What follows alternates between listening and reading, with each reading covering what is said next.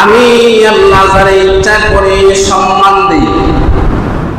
সম্মান দেওয়ার মালিককে ওয়া তু'ইজ্জু মা তাশা'উ ওয়া তুযিল্লু মা তাশা'উ।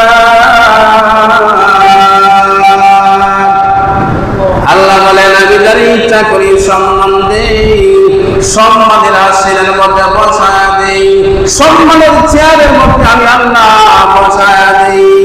আচ্ছা আপনারা লক্ষ্য করে বলবেন, একটু খেয়াল করে বলবেন, আমি কি আজকে এমন একটা সুন্দর চেয়ারের মধ্যে বসলাম আমার গায়ের জোরে?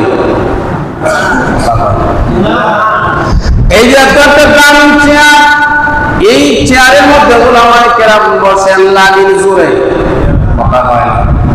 কে বসায় দেয়? আল্লাহ বলেন ওয়া তু'ইজ্জু মা তাশা'উ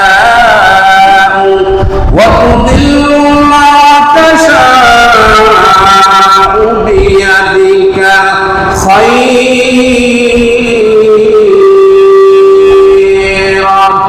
আমার আল্লাহ বলেন নবী, আপনি দুনিয়ার সমস্ত মানুষদেরকে জানায় দেন আমি আল্লাহ কিন্তু সম্মানের আসনে বসায় দেই। আবার আমি আল্লাহ যখন নারাজ হয়ে যাই আমার সম্মানের চেয়ার থেকে টান জানাই। সমস্ত ক্ষমতার মালিককে। এই জন্য সূরাতুল মুলকের শুরুতেই আল্লাহ বলেন তাবারাকা